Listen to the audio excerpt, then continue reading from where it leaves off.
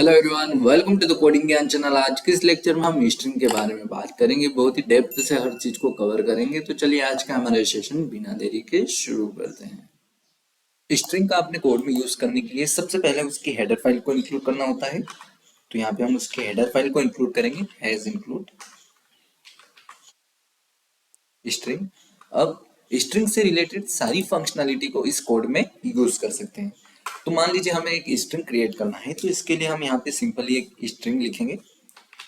String लिखने के बाद प्रोटोकॉल के अकॉर्डिंग नेम देना होता है। तो यहाँ पे हम एस रखेंगे। ये हमारी स्ट्रिंग का डिक्लेरेशन हो गया है, जिसका नाम हमने एस रखा है। अब मान लीजिए हम इसे इनिशियलाइज करना चाहते हैं, तो यहाँ पे असाइनमेंट ऑपरेटर के बाद डबल क्वाट्स में जो भी इनपुट हम देंगे वो इस स्ट्रिंग में स्टोर हो जाएगा। मान लीजिए हम यहाँ पे देते हैं, ये हर एक इंडिविजुअल कैरेक्टर्स के फॉर्म में इस स्ट्रिंग में स्टोर हुए हैं। स्ट्रिंग अपने आप में आप कह सकते हैं कि ये एक एरे की तरह बिहेव करता है। अब मान लीजिए इसे हम प्रिंट करना चाहें, तो इसे इस छोटी सी स्टेटमेंट की हेल्प से आसानी से प्रिंट कर सकते हैं। अब मान लीजिए हम यहाँ पे इसे इनिशियलाइज ना करके यूजर इनपुट लेना चाहें, तो दो तरीके से हम यूजर इनपुट ले सकते हैं। एक तो तीन की हेल्प से, मान लीजिए हम लेते हैं हेलो, तो ये हेलो प्रिंट हो जाएगा। पर यहाँ पे एक कैच होता है। मान लीजिए इसे फिर से हम रन करें और इनपुट को विथ स्पेस अगर हम लेने की कोशिश करेंगे, तो जैसे ही हम यहाँ पे कोई स्पेस टैब या न्यू लाइन कैरेक्टर ऐड करते हैं, तो उस केस में जो सीन होता है वो इनपुट स्ट्रीम को टर्मिनेट कर देता है। यानी उस केस में हम केवल इस हेलो को ही प्रिंट कर पाएंगे। एवरीवन हमारी स्ट्रिंग में स्टोर हुआ ही नहीं। यहीं पे हमारी जो इनपुट स्ट्रिंग थी वो टर्मिनेट हो चुकी है। तो इस केस में हमारे पास हेलो ही स्टोर हुआ इस स्ट्रिंग में। तो मान लीजिए हमें कोई इनपुट को विथ स्पेस या टैब के साथ या न्यू लाइन के साथ अगर स्टोर करना है स्ट्रिंग में, तो उसके लिए हम यहाँ पे गेट लाइन की हेल्प लेते हैं। इसके लिए हम गेट लाइन लिखते हैं और ब्रैकेट में सीन लिखने के बाद लगा के उस स्ट्रिंग का नेम लिखते हैं जिसमें हमें इनपुट लेना है। अब हम इसे रन करते हैं और चेक करते हैं। मान लीजिए अब हम यहाँ पे लिखते हैं शुभम, तो ये इनपुट हमारी इस स्ट्रिंग में ऐड हो चुका है। अब एक स्ट्रिंग एरे की तरह बिहेव करती है, इसे भी हम यहाँ पे देख सकते हैं। मान लीजिए यहाँ पे हमारे पास इनपुट होता, स्ट्रिंग में हमेशा इनपुट लेने के लिए हमें इन डबल क्वाट्स की रिक्वायरमेंट होती है। इन डबल क्वाट्स के अंदर लिखे हुए ही कैरेक्टर स्ट्रिंग में स्टोर होते हैं। तो मान लीजिए हम यहाँ पे शुभम पाटीदार को स्ट्रिंग में ऐड करते हैं, तो इस पे एरे की तरह ही ट्रेवर्स करते हुए इसके सारे इंडेक्स पे रखे हुए एलिमेंट को प्रिंट कर सकते हैं। तो यहाँ पे हम फॉर लूप की हेल्प लेंगे। इन आई इक्वल टू 0 से लेकर I is less than, string की साइज को भी हम वेक्टर की तरह ही आसानी से निकाल सकते हैं। एस डॉट साइज ऑफ, या यहाँ पे हम लेंथ ऑफ का भी यूज कर सकते हैं और आई को इंक्रीज करेंगे। यहाँ पे हम इसके इंडेक्स को भी प्रिंट करेंगे और उस इंडेक्स पे रखे हुए एलिमेंट को भी प्रिंट करेंगे। एक लाइन ब्रेक लगाते हैं। अब अगर हम इसे रन करेंगे तो इंडेक्स के साथ हर एलिमेंट प्रिंट होगा। जीरोथ इंडेक्स पे एस रखा हुआ है और आप गौर करिए इस सेवेंथ पोजीशन पे, जीरो से इंडेक्सिंग शुरू हुई है तो सेवेंथ पोजीशन पे यहाँ पे एक स्पेस भी एज अ कैरेक्टर इस स्ट्रिंग में स्टोर हुई है।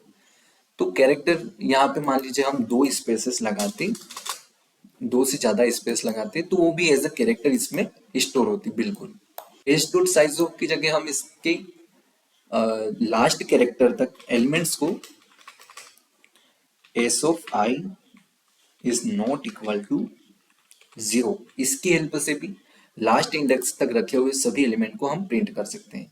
रीजन ये है कि जब भी हम कोई स्ट्रिंग क्रिएट करते हैं या उसमें इनपुट लेते हैं, तो लास्ट पे ऑटोमेटिकली एक नल कैरेक्टर ऐड हो जाता है। तो यहाँ पे ये कैरेक्टर नहीं है, उस कैरेक्टर की अस्काई वैल्यू है। अगर हम इसे कैरेक्टर के फॉर्म में लिखना चाहेंगे तो यहाँ पे सिंगल क्वाड के अंदर ये वाला स्लेस और जीरो, तो ये एज अ कैरेक्टर हर स्ट्रिंग में लास्ट में जुड़ जाता है। सॉरी, हमने इसे सिलेक्ट कर रखा है। यहाँ पे हम इसे फिर से इक्विलेट फॉर्म में लिखते हैं। इसके अलावा हम स्ट्रिंग में अलग अलग स्ट्रिंग्स को जोड़ भी सकते हैं। मान लीजिए यहाँ पे एक और स्ट्रिंग होती है हमारे पास, स्ट्रिंग पी, जिसमें हम फ्रॉम इंडिया लिखते हैं। और अब अगर हम इसे प्रिंट करते हैं सी आउट एस और इस प्लस ऑपरेटर की हेल्प से प्लस और पी, तो यहाँ पे ये एस और पी दोनों स्ट्रिंग्स जुड़ जाती। पाटीदार के बाद फ्रॉम इंडिया ऐड हो चुका है। स्ट्रिंग पे हम शॉर्ट और रिवर्स एल्गोरिदम का भी यूज कर सकते हैं। मान लीजिए हम इस स्ट्रिंग को शॉर्ट करते हैं, short S dot begin of से लेकर एस डॉट एंड ऑफ तक, तो ये स्ट्रिंग शॉर्ट होगी, पर किस फॉर्म में शॉर्ट होगी? स्ट्रिंग शॉर्ट होगी अस्काई वैल्यू के according, S dot end of, और क्या बता रहा है, शॉर्ट वाज नॉट डिक्लेयर्ड। हाँ, हमें इसके हेडर फाइल को इंक्लूड करना होगा, तो हम हैज इंक्लूड एल्गोरिदम की हेल्प से इसकी हेडर फाइल को इंक्लूड कर सकते हैं। इसे रन करते हैं। ये अस्काई वैल्यूज के अकॉर्डिंग एलिमेंट्स को ऐड करता है, सॉरी शॉर्ट करता है। यहाँ पे मान लीजिए हमारे पास शुभम के बाद 1 2 3 होता, तो 1 2 3 पहले प्रिंट होता। रीजन ये है कि 1 2 3 इनकी स्काई वैल्यू 48 से शुरू होते हैं, 1 की 49 है, 0 की 48 है। और इन स्मॉल अल्फाबेट्स की अगर हम स्काई वैल्यूज की बात करें तो हम इन्हें आसानी से यहाँ भी निकाल सकते हैं। टाइप कास्टिंग इंट और ए, तो 97, ये 97 से शुरू होते हैं। और जो कैपिटल अल्फाबेट होते हैं वो 65 से शुरू होते हैं, उसे भी हम चेक कर सकते हैं यहाँ पे। इसी टाइप से हम इस पे रिवर्स एल्गोरिदम को भी यूज कर सकते हैं। इसे कमेंट आउट करते हैं, ये ठीक है। इसके अलावा हम कुछ फंक्शंस का भी यूज कर सकते हैं। मान लीजिए हम इस स्ट्रिंग के किसी एक स्पेसिफिक पार्ट को एज ए स्ट्रिंग प्रिंट करना चाहते हैं, तो यहाँ पे हम सी आउट करेंगे एस डॉट सब एस टी आर।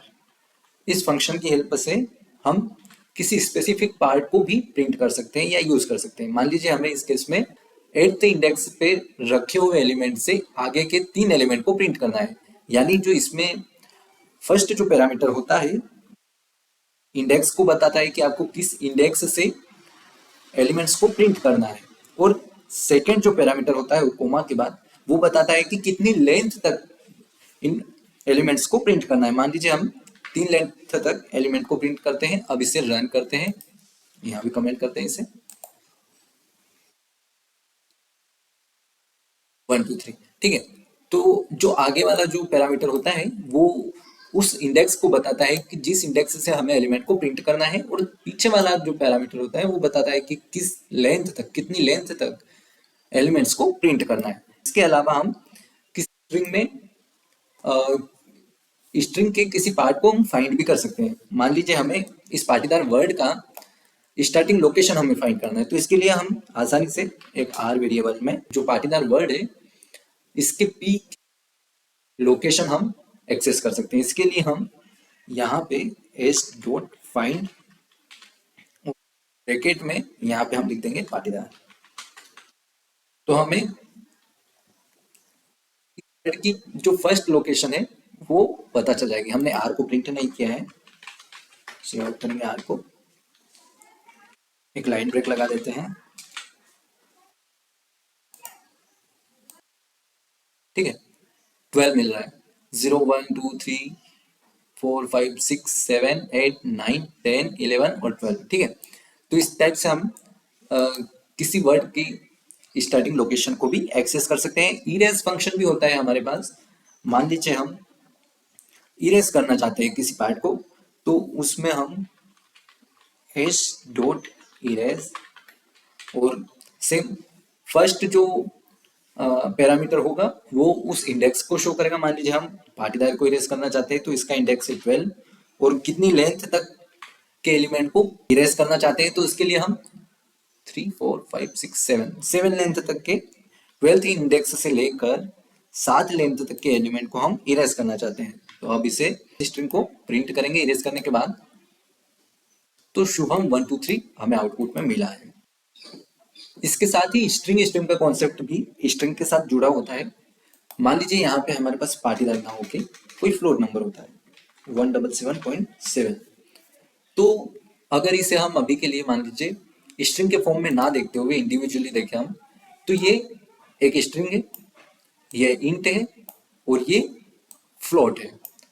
तो हम स्ट्रिंग की हेल्प से इन्हें फिल्टर कर सकते हैं। अब इसे इंट को हमें एक्सेस करना है पूरी स्ट्रिंग में से, तो हम यहाँ पे स्ट्रिंग की हेल्प लेते हैं। इसे फिल्टर करना है तो हम स्ट्रिंग की हेल्प लेते हैं। फ्लोट को एक्सेस करना हो तो स्ट्रिंग की हेल्प लेते हैं। तो उसके लिए हमें उसकी हेडर फाइल को इंक्लूड करना होता है। हैज इंक्लूड एज स्ट्रिंग की हेल्प से हम उसकी हेडर फाइल को इंक्लूड कर सकते हैं। उसके बाद यहाँ पे हम एक स्ट्रिंग क्रिएट करेंगे। स्ट्रिंग का नाम मान लीजिए हम रखते हैं एस, और इसमें किसी स्ट्रिंग को डालने के लिए ब्रैकेट लगा के उस स्ट्रिंग का नाम लिखते हैं हम। तो ये जो स्ट्रिंग एस थी वो इस स्ट्रिंग एस में स्टोर हो चुकी है। अब मान लीजिए हमें इन्हें इंडिविजुअली एक्सेस करना है इनके एक्चुअल डेटा टाइप में। तो यहाँ पे जो नेम है वो उसका डेटा टाइप तो स्ट्रिंग रहने वाला है, तो एक स्ट्रिंग का वेरिएबल क्रिएट करेंगे, एक इंट का वेरिएबल क्रिएट करेंगे और एक फ्लोट का वेरिएबल क्रिएट करेंगे। यहाँ पे हम स्ट्रिंग नेम इंट n और फ्लोट f। अब स्ट्रिंग में सारे एलिमेंट्स रखे हुए हैं, ये पूरा डेटा उस स्ट्रिंग में स्टोर है। तो अब यहाँ पे हम राइट शिफ्ट ऑपरेटर की हेल्प से इसमें जो डेटा रखा हुआ है उसी ऑर्डर में, यानी पहले स्ट्रिंग रखा हुआ है तो यहाँ पे हम नेम में स्ट्रिंग को स्टोर कर सकते हैं। उसके बाद इंट रखा हुआ है तो n को यूज करेंगे। उसके बाद f में फ्लोट को एक्सेस कर सकते हैं। अब इन सभी को अगर हम प्रिंट करेंगे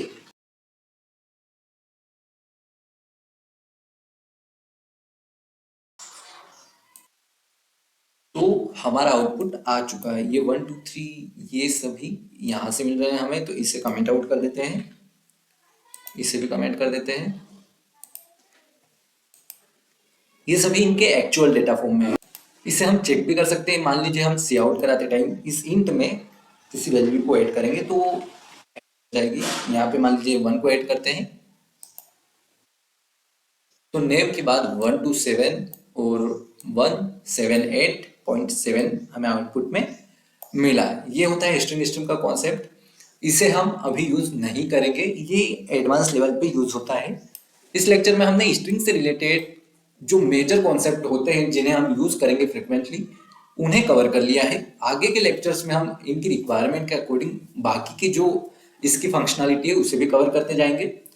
आज का ये वीडियो अच्छा लगा तो प्लीज चैनल को लाइक सब्सक्राइब एंड शेयर जरूर कीजिए। हम मिलते हैं नेक्स्ट लेक्चर में।